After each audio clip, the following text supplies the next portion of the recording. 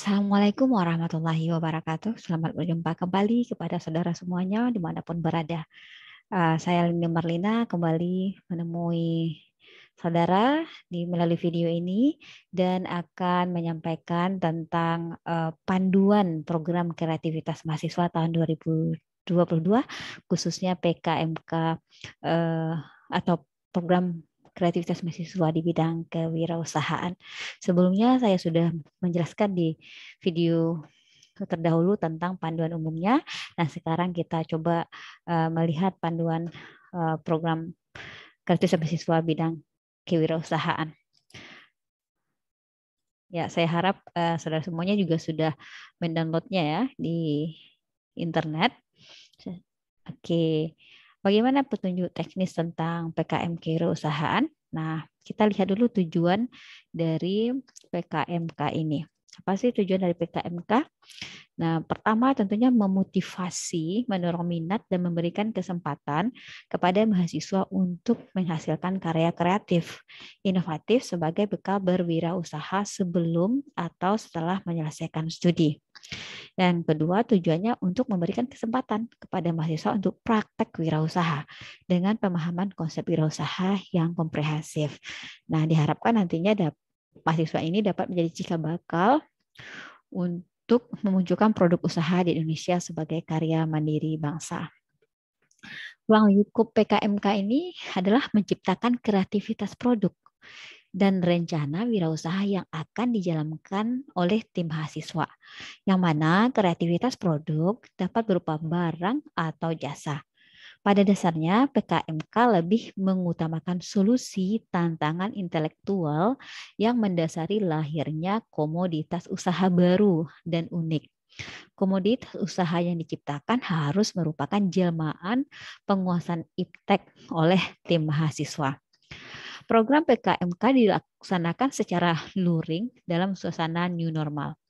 Aktivitas yang dilakukan secara luring adalah aktivitas dalam program PKMK yang dilakukan secara kontak fisik langsung. Terjadi pertemuan beberapa orang dan berinteraksi langsung dalam pengerjaan program PKM dengan memperhatikan protokol kesehatan. Seperti itu. Luaran PKMK ini nantinya kalau sudah lulus didanai tentu akan berupa laporan kemajuan, laporan akhir, dan produk usaha. Kita fokus sekarang untuk penulisan proposal PKMK. Bagaimana kriteria pengusulannya? Yang pertama, peserta PKMK adalah kelompok mahasiswa aktif Prodi Pendidikan Diploma 3, Diploma 4, Strata 1 di seluruh perguruan tinggi di bawah Kemendikbudristek yang terdaftar di PD Dikti. Mahasiswa yang sudah menyandang gelar D3, D4 atau sarjana atau yang sedang mengikuti pendidikan profesi dan koas misalnya di bidang anak-anak mahasiswa farmasi, kedokteran dan lain-lain tidak diperbolehkan mengusulkan program PKM. Jadi saudara yang sedang kuliah saja yang boleh ikut.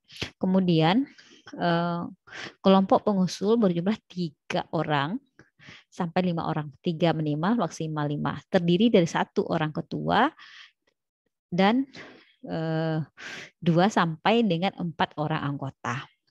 Nah, nama-nama pengusul, baik ketua maupun anggota harus ditulis lengkap, tidak boleh disingkat.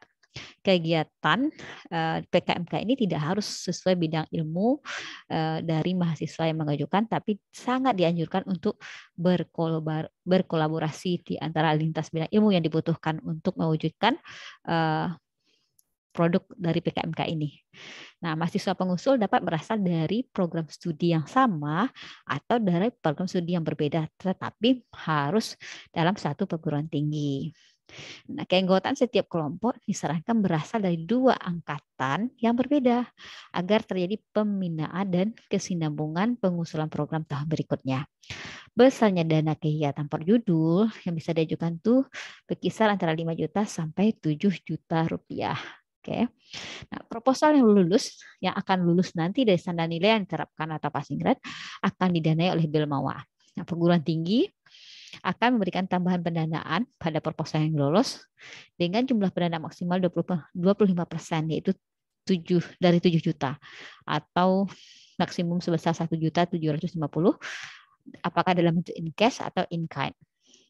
Selain itu, pendanaan dapat juga memperoleh tambahan dari instansi lain dengan jumlah pendanaan maksimal 10% dari 7 juta atau maksimal 700.000 dalam bentuk in cash atau in kind. Jadi bentuk in kind ini misalnya sewa labor, sewa fasilitas di perguruan tinggi begitu. Jadi dia nggak bentuk cash, bisa juga bentuk cash.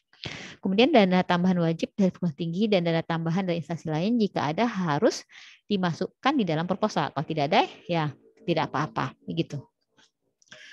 Kemudian kita cerita sedikit tentang konversi SKS ya. Baik, kegiatan PKMK ini juga seperti PKM yang lainnya bisa dikonversikan ke SKS mata kuliah yang pernah saya sampaikan di panduan umum PKM sebelumnya. Nah, sekarang kita fokus ke sistematika penulisan proposal. Pertama, judul PKM tidak boleh menggunakan akronim atau singkatan yang tidak baku dan hanya diperbolehkan maksimal 20 kata. Bagaimana dengan isian kelengkapan yang isian kelengkapan yang dientrikan secara langsung interaktif pada simbol bawah dan proses pengesahan dilakukan dengan validasi oleh dosen pendamping dan pimpinan perguruan tinggi bidang kemahasiswaan. Nah, isian kelengkapan sampul meliputi judul PKM, bidang PKM, nama dan nomor induk tim mahasiswa, asal perguruan tinggi pengusul dan tahun usulan. Sudah tahu ya. Nah, isi utama proposal bagaimana? Isi utama proposal yang dikemas dalam bentuk file PDF. Isi utama proposal itu terdiri dari daftar isi, halaman inti, dan lampiran.